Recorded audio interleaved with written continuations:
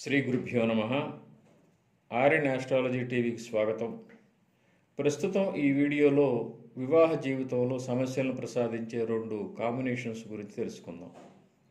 ఈ planetary combination ఎవరి జాతకాల్లో అయితే ఉంటాయో వారికి వివాహం బాగా లేట్ అవుతుంది, వివాహ జీవితంలో తీవ్ర సమస్యలు వస్తాయి, కొన్నిసార్లు వివాహ జీవితం దెబ్బతినే ప్రమాదం కూడా ఉంటుంది.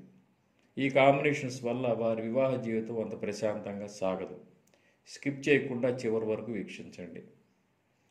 పురుషుల జాతకాల్లో శుక్రకేతువు కలయిక కనుక ఉన్నట్లయితే, కేతువు శుక్రుడు ఒకే రాశిలో కలిసి ఉన్నట్లయితే, లేదా శుక్రుడి నుండి కేతువు 5 లేదా 9వ స్థానంలో కనుక ఉన్నట్లయితే వారి వివాహ జీవితం దెబ్బతింటుంది. అంటే శుక్రకేతువులు కలిసి ఏ రాశిలో కలిసి ఉన్నా సరే, ఇది అన్ని లగ్నాల వారికి వర్తిస్తుంది. ఇక్కడ లగ్నంతో సంబంధం లేదు.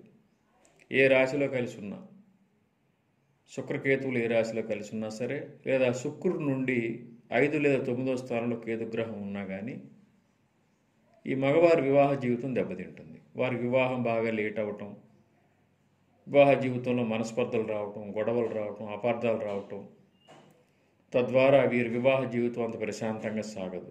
కొన్ని సందర్భాల్లో ఈ కాంబినేషన్స్ మీద శుభగ్రహ దృష్టి కనుక లేనట్లయితే మాత్రం దంపతులు విడిపోయే అవకాశం ఎక్కువగా ఉంటుంది.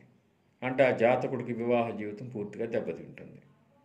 అయితే ఈ కలయిక మీద, శుక్రకేతువుల కలయిక మీద లేదా శుక్రుడి మీద గురుగ్రహ దృష్టి ఉన్న, గురుగ్రహ సంబంధం ఉన్న వారి వివాహ జీవితం దెబ్బతినదు. వివాహ జీవితంలో సమస్యలు వస్తాయి, అయినప్పటికీ గురుగ్రహ అనుగ్రహం వల్ల దంపతులు కలిసే జీవిస్తారు. కొద్ది కాలం సమస్యలుండి వారి జీవితంలో తగ్గిపోతాయి. అంటే శుక్రకేతువు కలయిక పురుషుల వివాహ జీవితాన్ని బాగా దెబ్బతీస్తుంది. గురుగ్రహ దృష్టి కనుక ఉన్నట్లయితే సమస్యలు వస్తాయి కానీ కలిసి జీవిస్తారు. ఇక్కడ మనం ఈ విషయాన్ని గుర్తుపెట్టుకోవాలి. ఇక స్త్రీ జాతకాలను కనుక మనం పరిశీలించినట్లయితే, స్త్రీ జాతకంలో కుజకేతువు కలయిక డేంజర్ బాగా.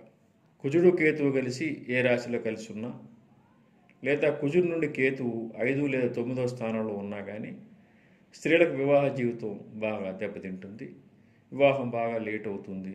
వివాహ జీవితంలో ప్రశాంతత లోపిస్తుంది. ఇది అన్ని లగ్నాల వారికి వర్తిస్తుంది. ఏ రాశిలో కలిసి ఉన్నా సరే, ఇది ఏ లగ్నంలో జన్మించిన వారికైనా సరే, కుజకేతువులు కలిసినా, కుజుడు నుండి 5 లేదా 9వ స్థానంలో కేతుగ్రహం ఉన్నా కానీ స్త్రీలకు వివాహ జీవితంలో సమస్యలు వస్తాయి, వివాహం లేట్ అవుతుంది, వివాహ జీవితం దెబ్బతినే ప్రమాదం కూడా ఉంటుంది. మనం విడిపోయిన చాలా జాతకాలు, పురుషులకు కానీ స్త్రీలకు కానీ మనం విడాకులు తీసుకున్న వారి జాతకాలు పరిశీలించినట్టయితే ఈ కాంబినేషన్ దాదాపు అన్ని జాతకాల్లో కనిపిస్తుంటుంది. ఒక మగవాడి జాతకంలో ఎవరైనా డైవర్సీ కనుక మనం వారి జాతకాన్ని అబ్జర్వ్ చేసినట్టుంటే శుక్రకేతు సంబంధం ఉండి ఉంటుంది దాదాపుగా. అంటే మిగిలిన వేరే కాంబినేషన్స్ కూడా కారణం అయి ఉండొచ్చు. ఈ కాంబినేషన్ కూడా మనం చాలా జాతకాలు గమనించవచ్చు. అంటే స్థూలంగా చెప్పాలంటే పురుషుల జాతకాల్లో శుక్రకేతువు కలయిక, స్త్రీ జాతకాల్లో కుజకేతువు కలయిక వారి వివాహ జీవితాలను పూర్తిగా ఇబ్బంది పెడుతుంది. కొన్ని సందర్భాల్లో విడాకులు కూడా దారి తీయచ్చు. అయితే గురుగ్రహ అనుగ్రహం కనుక ఉన్నట్లయితే, గురు దృష్టి కనుక ఉన్నట్లయితే విడాకుల వరకు వెళ్లకుండా సమస్యలు కొద్ది కాలం తర్వాత సర్దుమణుగుతాయి. ఇక ఈ కాంబినేషన్ దంపతులు ఇరువురి జాతకాలు ఉండాల్సిన అవసరం లేదు. ఏ ఒక్కరి జాతకంలో ఉన్నా కానీ దెబ్బతింటుంది. ఇప్పుడు దంపతులు ఇరువురి జాతకాల్లో పురుష జాతకంలో శుక్రకేతు కలయిక, స్త్రీ జాతకంలో కుజకేతు కలయిక ఉండాల్సిన అవసరం లేదు. ఇరువురిలో ఎవరి జాతకంలోనూ ఈ కాంబినేషన్ కనుక ఉన్నట్లయితే వారికి వివాహ జీవితం దెబ్బతినే అవకాశం ఉంటుంది. ఉదాహరణకి పురుష జాతకంలో శుక్రకేతువు కలయిక ఉంది, శుక్రకేతు సంబంధం ఉందనుకుందాం. వారి భార్య జాతకంలో కుజకేతువు కలయిక, కుజకేతువు సంబంధం లేకపోయినా సరే ఈ పురుష జాతక ప్రభావం వల్ల దంపతుల మధ్య గొడవలు వస్తాయి. అదేవిధంగా భార్యాభర్తల్లో స్త్రీ జాతకంలో కుజకేతువు కలయిక ఉండి భర్త జాతకంలో శుక్రకేతువు కలయిక లేకపోయినా సరే ఈ భార్య జాతక ప్రభావం వల్ల వారి వివాహ జీవితం దెబ్బతినే అవకాశం ఉంటుంది. అంటే ఇద్దరికీ ఈ కాంబినేషన్ ఉండాల్సిన అవసరం లేదు. ఏ ఒక్కరికి ఈ కాంబినేషన్ ఉన్నా కానీ వారి వివాహ జీవితం దెబ్బతింటుంది. అంటే భర్త జాతకంలో శుక్రకేతువు కలయిక ఉన్నా, లేదా భార్య జాతకంలో కుజకేతు కలయిక ఉన్నా కానీ వారి వివాహ జీవితం దెబ్బతింటుంది. ఈ ఇద్దరు జాతకాల్లో కనుక ఇది ఉన్నట్లయితే మాత్రం చాలా ఇబ్బంది, విడాకులకు దారి తీసే అవకాశం ఉంటుంది. అయితే ఈ కాంబినేషన్ మీద మాత్రం గురుగ్రహ దృష్టి కనుక ఉన్నట్లయితే వారి విడాకుల దాకా వెళ్ళరు, సమస్యలు వచ్చి తగ్గిపోయే అవకాశం ఉంటుంది. మరి దీనికి వారు ఏ రెమెడీ చేయాలి? ఈ విధమైన కాంబినేషన్ మన పురుషులు కానీ స్త్రీలు కానీ ఏ రెమెడీస్ చేస్తే వారి వివాహ జీవితం దెబ్బతినకుండా ఉంటుంది?